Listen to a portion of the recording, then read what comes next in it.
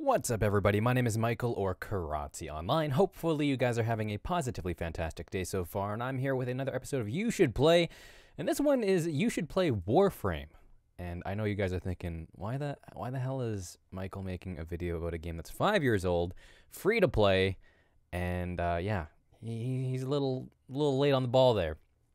Well, this is mostly for the people like myself who actually tried this game out quite early on in this lifetime and have taken years and years to actually come back to it again and check it out again. And I am making this video for the people who are also sort of on the, probably have heard a lot more people playing this game and a lot more news about this game with their recent Sacrifice, I believe it's called, their latest update, their latest big update. For the people who are sort of heard about that stuff and is sort of maybe deciding or thinking about maybe jumping into this game, whether or not they're completely new or they were someone like myself who actually played this game in the past, because it is my new addiction. It's pretty bad. It's pretty bad. I have been really enjoying this game, and if you guys have been following me on my stream, you can find a link to that in the description below, by the way, if you want to toss a follow and watch me play Warframe, as well as I will be doing viewer games as well in the future. I've been playing for about 3 days, and I've already put in about 20 hours or so. 20 hours or so over the course of the last few days, which is a lot, I think, especially considering it's the type of game that's actually gotten me to play quite a bit of it off stream. And you guys probably already know, if I do play games, it's mainly going to be on stream. This footage that you're seeing right now is for my stream yesterday, so not my most recent footage for Warframe. I streamed a bit of Warframe today, but it is still up to date, I guess is the best way to put it. Because I'm still new to the game. I still consider myself pretty much a brand new player. Even though with 21 hours in the game, this is a extremely deep game. It's one of those games where I don't even know where to begin to actually talk about it. But I will this will probably be a long rambly video like all the rest of my videos, but I will be going over sort of my whole new player experience, because like I said, I did play this game when it first came out. This is by Digital Extremes, and I actually want to recommend, if you guys haven't seen it, go watch the No Clip documentary on Warframe and its studio, Digital Extremes. It's a very interesting documentary, and it makes me appreciate the game so much more and what they've done. This essentially was actually a last resort game for them. And if it didn't succeed, they would have closed down for sure. It's a very interesting documentary. Like I said, it's by No Clip. If you guys don't know No Clip, it's run by Danny O'Dwyer, and he does crowd-funded documentaries on video games and studios and things like that. And he did one most recently on Bethesda and the Fallout 76 game. Highly recommend you watch that one as well. But definitely watch the Warframe one if you're thinking about getting into this game, and I think it'll actually even sway you more into playing this game. Big things about Digital Extremes, I did not realize they were actually a lot of the team worked on the original Unreal game, as well as they were the developers of the Dark Sector game for the Xbox 360. And it was like almost a launch title for that console, because I remember even playing Dark Sector on the 360, and I was like, it blew my mind with the sort of throwing the glaive and controlling it midair, and it was amazing. I did not realize these were the guys behind that game, and Dark Sector was actually sort of a prototype or sort of an early version of Warframe that they wanted to make into a larger game. Yeah, like I said, go watch the documentary. Both parts are about 28 to 35 minutes long, I believe, if I remember correctly. But it's well worth the watch. So Warframe, for those of you who don't know, although to be honest, it's been out for 5 years. If you guys don't know what Warframe is by now, you probably don't really pay too much attention to Twitch or just gaming stuff in general, because they've had a lot of big updates over the past few years. But for those of you who don't know, Warframe is a free-to-play sci-fi ninja shooter, ninja looter shooter. Yeah, I think that's the best way to put it. Like I said, it's an extremely deep game, so I don't really know what to classify it as, because there's no other game like it. But I would say, a sci-fi ninja looter shooter is probably a very accurate statement, I think, from the general game loop. So I played this game actually when, like I said, when it first came out 5 years ago. And back then it was a completely different game. Like legitimately, it was a very, very, like playing it now, it's a night and day difference. They didn't have the extreme movement system. The combat wasn't refined. It had probably 5% of the 5 to 10% of the content that's in the game now. And everything's just more refined. It runs extremely well. And this was back when they actually had founder packs, and it actually had a bad rap back when I first played. And I only put 6 hours in, but that I actually did most of the content when I did play when it first came out, just because it was more of an early version of what you're seeing now, and it didn't really have the content. It didn't really have the content or anything of that nature. It was very content light. It was more just about, they were really trying to test out this type of game. And there was even sort of a pay-to-win element in the game, because you had to use real money to actually progress part of your character, and there was actually no in-game way to do that. I like to say now, and many others agree, it's definitely one of the best free-to-play games out there, if not the best. It's definitely up there in ranking in terms of, like, with Path of Exile. I guess is another good comparison. Path of Exile is another good free-to-play game that people sort of go to in complementing the free-to-play genre and pointing people at, like, okay, if you think free-to-play is bad, then go look at Path of Exile. Well, Warframe is also like that. It does have a lot of, it does have some time constraint stuff, which is I'll probably get into a little bit later. But this game is all about loot. It's all about making your own adventure and also customizing your character and your look as much as you want. It has some of the most crazy in-depth customization that I can think of.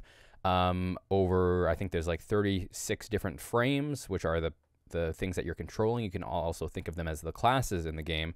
There's 36 of those. There's also extra ones that are called prime versions, which are like extra special versions of certain warframes.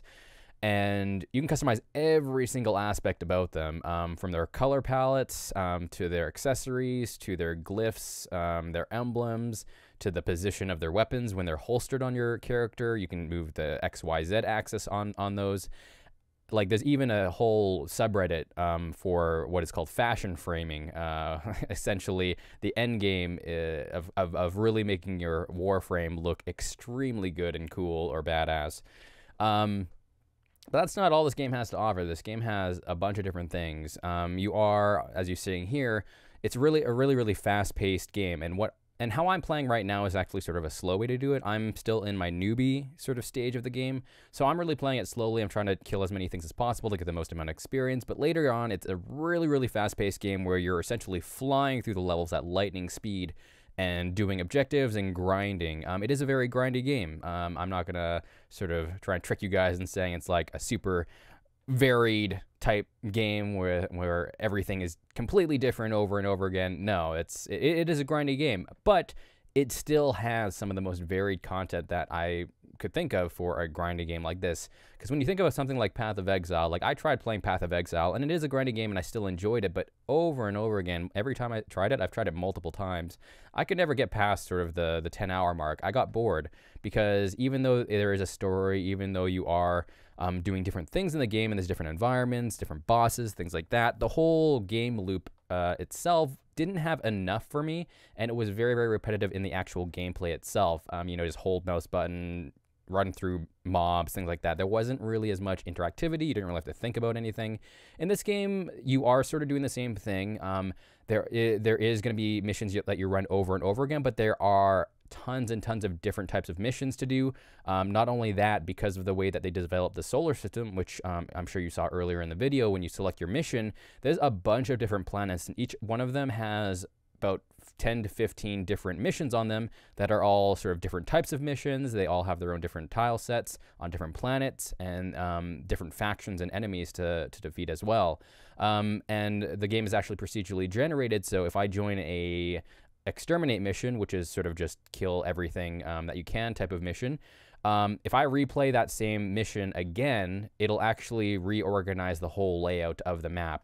There's about 36, I think, or something like that, 36 to 45 or so different tile sets in the game, and it actually pulls from that pool and randomizes everything. So you will see sort of similar tiles, but they're all combined in a different way, which does still make it a very, very unique experience, considering there are certain things like secrets where you can find a little bit of extra loot and things of that nature, and you still have to do certain objectives in the game.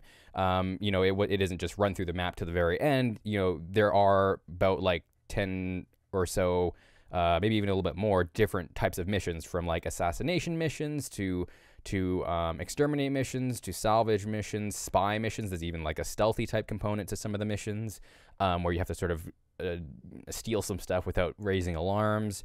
And on top of that, there, you know, if you saw one of the bigger updates a little while ago, the Plains of Eidolon update, that was a big open world experience that they released, and that's a whole different thing, which you can sink hundreds of hours in just in and of itself, and that's already insane. This game has thousands of hours of content. I feel like easily hundreds. I think a lot of the people who have come into my chat while I was playing, who are veterans of the game, a lot of them said they had 1,000 to 1,200 hours in the game, and they still have stuff to do.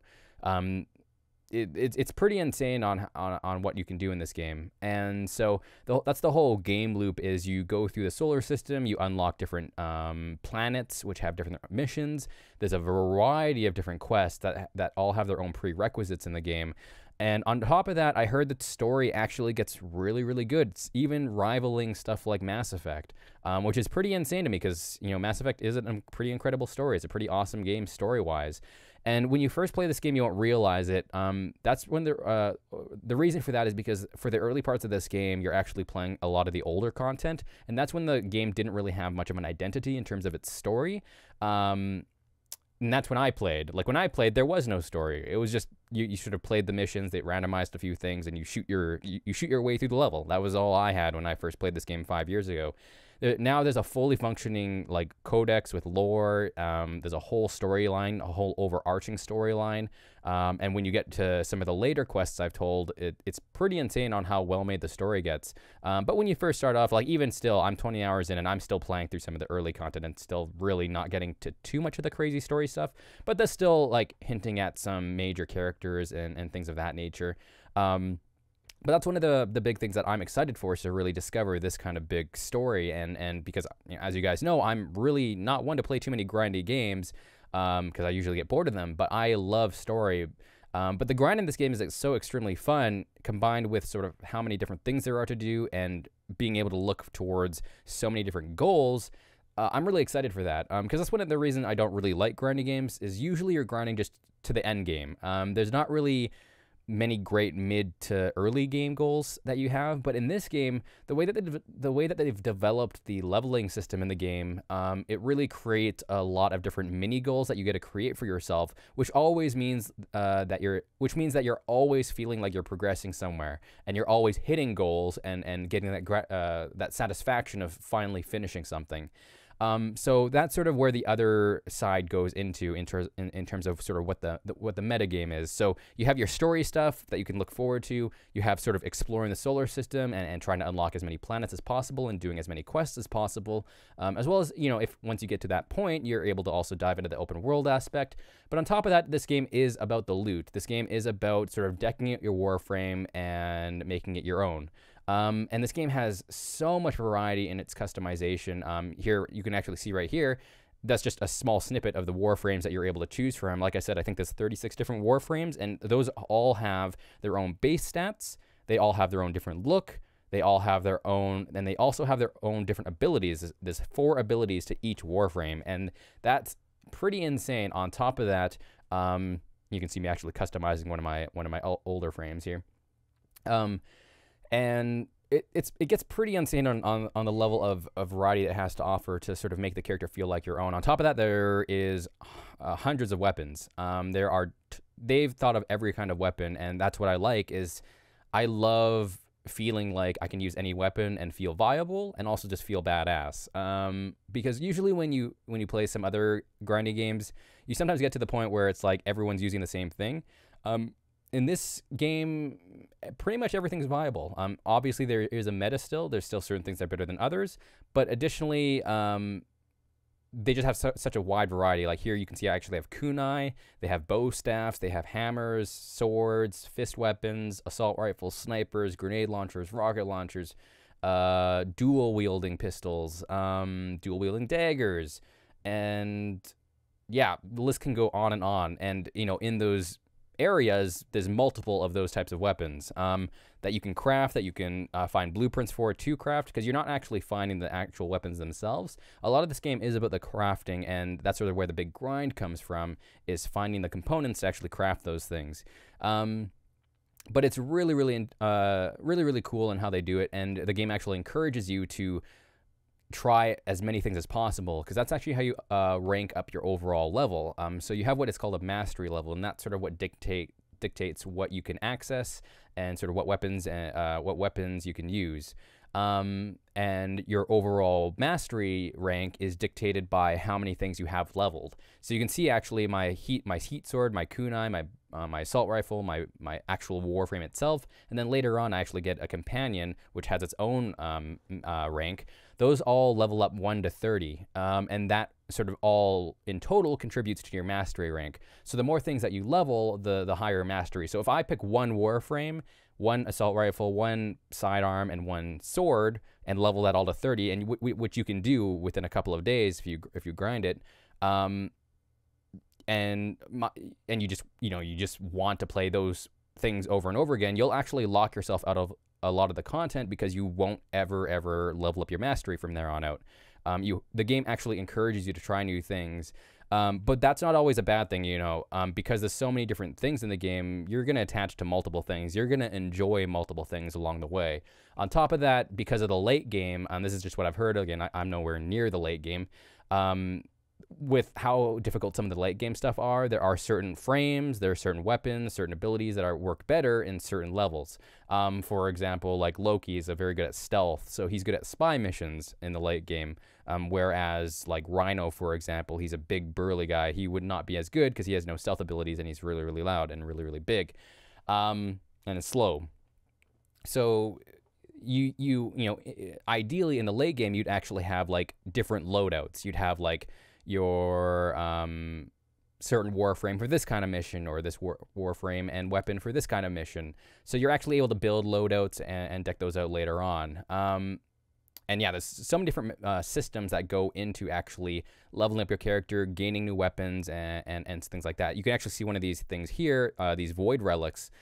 These are actually sort of like loot packs that you're able to apply to missions. So you can see on the right side, there's actually possible rewards I can get from it, and I can actually influence that through refining. But there are also that this ties into another sort of system in the game, which is just random events that happen throughout the solar system. So it's a living world, and that's another reason why I like the game, is it doesn't feel stale. It always feels like you're doing something new, and there's always something to do. And that's the biggest thing, is there's always something to do in this game, whether it be grind old levels that you've done before to get a certain component or a certain amount of component, to do Fisher things, or to just explore the open world. But yeah, Fishers are sort of what I was using those void relics to actually open them. You actually have to do specific missions, and then through that you can earn extra blueprints and items and things like that. And the blueprints are sort of the big way to actually get your weapons and gear and your frames, is you pretty much have to build everything yourself. And that's one of the nice things, is like items and stuff like that, they don't just drop. Now, for some that might be a little bit of a problem, but you still get a lot of drops. You still get a lot of component drops and different utility type drops. And there are certain things that can drop throughout the game that are sort of gear related as well. It's not just crafting. But to actually get what you want, you're mainly going to do a lot of crafting. And you find these blueprints, and you can also buy blueprints, and you also get things for quest rewards. But you can get everything in game. There is a market. There is a way to get things with real cash. But it is completely free to play, and it's definitely not pay to win or anything of that nature. It's pay for efficiency, pay for convenience, because what this game does, and this is sort of a big downside for I think a lot of newer players, and it sort of detracts from them, is the time gate system. They do have a mobile type I shouldn't say mobile type because I knew that's a really, really bad word to throw around, but they have a time gate system in the game for crafting. So let's say, for example, I want to craft a new Warframe, a whole new class. I find the blueprint for that, or buy it off the market, which will list a lot of different components. Usually like a cerebrum, like a systems, and something else. But sort of 3 different major components, I guess, is the best way to put it. And within those 3 major components actually have their own blueprints, and I need to find components for that. Now, each of those components, I believe it takes 12 hours to build. So once I actually grind for the components, I hit the build button, a little timer pops up and it says, okay, 12 hours, you can claim this and you can work on the next thing. I mean, you can work on multiple things at once, but you can, claim it in 12 hours. Now this is an offline system, so you can go offline, take a break, or just do other things, and the time will always keep running once you hit that build button. On top of that, it actually takes a whole 48 hours once you get those 3 major components to actually build the frame itself. So in total, it takes about 3 to 4 days to actually build a whole new class or a whole new Warframe. Now, you can use real in-game currency or sort of real money currency to actually rush those orders, or even just buy frames outright. And the frames outright can cost, pretty decent money, like $5 to $10 type of thing. But not everyone wants to wait, not everyone wants to grind, and that's their option. But absolutely everything is free to play in the game. You can get every single frame and more with in-game means. There's even a lot of stuff that you can't get with real game currency, or sorry, real money currency, which is called platinum. On top of that, there is actually a way to get platinum through in-game means. There are, at the end game, there are ways to farm certain items that you can trade for platinum. So even then, there's still ways to get platinum. On top of that, there are there are login rewards and things of that nature. There are ways to get platinum, so you can still use it to buy things with real currency if you so choose. And there's a bunch of different cosmetics in the game as well. And if you're one for cosmetics, that's where probably a lot of the platinum goes for, because they do have a very great system similar to Path of Exile, and just creating fantastic looking cosmetics that you really do want to use on your character. On top of that, what's really cool is I highly recommend getting this game through Steam, because you will actually be able to hook it up to the Steam Workshop, and you'll get access to more skins that way, available to purchase with real money, because it's really cool. They have a Tenogen, I think is what it's called. They actually can have content creators or just anyone from the community. They can submit, and they could submit their own skins for different Warframes. And if the developer actually enjoys them enough, or if they get voted on enough, they'll actually put them into the Tenogen, and actually that content creator, whoever created that skin, can put it on the market, and will actually get a revenue share when anyone buys their skin, which is really cool of them. This game has a very awesome community, easily one of the best online. Very helpful and very welcoming to new players. So yeah, God, like there's just so many more things I could talk about. I don't want to make this video too much longer. Additionally, if you are looking at playing this game and you haven't played it before, I'll actually put my referral code in the description. If you guys want to make an account, use my referral link down below, and you'll actually get a 3-day affinity booster, which is like an experience booster for all of your gear. So your gear will level up faster for 3 days, and it also helps me out as well. So I really would appreciate it if you use that if you plan to play this game. And if you do that, feel free to add me at Kiratze. I'm just Kiratze in game. I do play this game off stream, as well as I will be doing more viewer games in the future. And yeah, I'd love to see what your guys' Warframes look like as well. But yeah, I'm trying to think if there's anything major else that I really need to think about. But yeah, actually, just one more note. Going back to the time gate thing, one reason why I don't see it as an issue as much, I actually hated it before. Actually, it was one of my major turnoffs of the game. Is like, I'm one who loves gratification and things like that, and loves that feeling of actually sort of getting something new. And when you see that 12-hour clock pop up, and things can take multiple days later on to actually build, it's a little bit disheartening. But because of my thing that I said earlier, where there's just so many things to do in this game, you just sort of get distracted, and you're able to work towards other things. You can start leveling up a different weapon, start leveling up a different Warframe, and then by the time you usually get those maxed out, your thing that you're building is usually done, and then you can start leveling that up, and it's sort of a repeat of that grind. So it's usually planning out what you want to build, start building it, work on something else while that's building, and once that's about maxed out or maxed out, you can start working on the new thing, setting up some new build orders, and the list, it sort of rinse and repeats that. But there's a bunch of different other things. Like I said, even if you're wanting to just follow quests, there's just a bunch of different quests you can do. There's even like space battles. There's a little bit of PvP, even though it's supposedly extremely bad. Even the developers make fun of it every once in a while and say it's a mistake. But yeah, on top of that, if you ever get into a clan, which I actually recommend doing, you can actually set up an obstacle course in your clan, because a lot of the game is about movement and about being really, really efficient in it and being really, really fast with it. And yeah, that's just a bunch of fun little small things. This fishing, it's actually spear fishing that you can do in the open world area. And yeah, the list goes on, and it just took me by surprise on how deep this game was, because when I first played it, it's nowhere, like I said, nowhere near the content, and the refinement and sort of the balancing. It's just a overall solid game, and it has a lot more content than a lot of AAAs nowadays, and it also has a lot of just style and care that you don't find in a lot of AAA titles nowadays as well, and it's free to play. That's the most insane part, is they've just developed a really solid free-to-play model, and it's one of those things where I think it's such a good game that, every once in a while, you might want to throw a few dollars to the developer. You could spend $30 to $50, which would be like a price for a pretty solid game, and you can get a lot of decent things out of your experience. You can get more color palettes.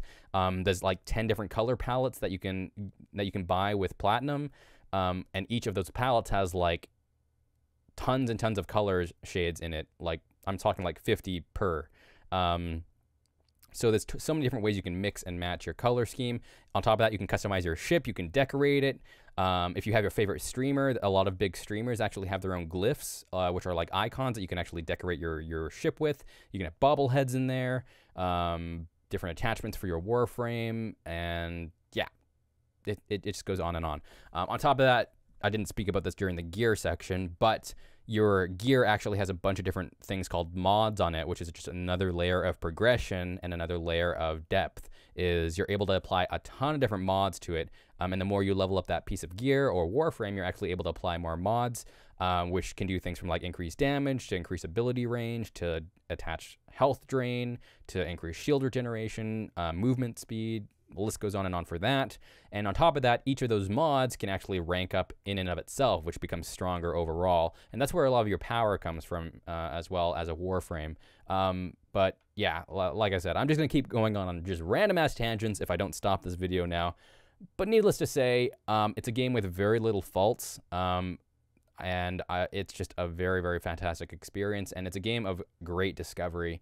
If you can find, it is co-op as well. You can have 4 players per mission. If you can find like a few friends that haven't played this game, this game themselves, definitely get them in on this. Like I said, it's free to play. It also runs. It's probably one of the most optimized games for how nice it looks. I get 140. I have it locked at 144 FPS because that's what my monitor's at. But I probably get at easily 150 minimum FPS every single place I go, and that's while I'm streaming, which already takes a huge toll on my computer. But even the open world experience is like that. So even if you're playing on a laptop, I've had many people say they're playing this game on a laptop perfectly at 60 plus FPS. And so there's not really many excuses, but that you shouldn't at least try it out. And this game has so much discovery in it in terms of just finding secrets and just getting that feeling of, oh my god, what's this, or what's that, or oh my god, this looks amazing, let's put it on my Warframe. That type of feeling, that sense of discovery, I think is really, really big in Warframe, and I think that's why I really enjoy it. And yeah, it is going to be overwhelming, but there's plenty of guides out there. I would say don't worry about min-maxing, don't worry about the best things. Definitely look at some beginner guides to sort of get up and running and to not make some beginner mistakes. But other than that, definitely go in mostly blind. Don't worry about spending money early on. And yeah, just enjoy the ride, because it has a lot to offer. I'm going to be sinking so much time into this. Right now, this is my main stream game until probably Yakuza 2 comes out, Kiwami 2, sorry, and or something else comes along. But even then, when something else comes along, I'll probably play a mix of this and, you know, whatever other game I'm playing at the moment. It's a very chill game to play, and it's just really, really fun. 10 out of 10, would recommend, and yeah. I can't say enough good things about it. I'm trying to think of like bad things to say about it, but I can't really think of any. Like, honestly, even the time gate issue was a bad thing for me, but it's not even an issue anymore. It's more of an issue like right off the start, but as you play more, it's non-existent pretty much. But until next time, guys, thank you so much for watching. Again, you can find my stream in the description below. And I would love to see you guys. And if you guys plan on playing this game, like I said, hit me up. I'd love to, you know, I can answer some more questions for you if you have them. And there's a lot of veterans in my chat that have started appearing. And I do appreciate them watching. They've been giving me a lot of tips and help guiding me along the way. So I really do thank the community for being just so welcoming and so awesome. But yeah, until next time, guys, thank you guys so much for watching. Hopefully you guys had a good time listening to this crazy long video. But hopefully it convinced you a little bit. And yeah, I will talk to you guys next time.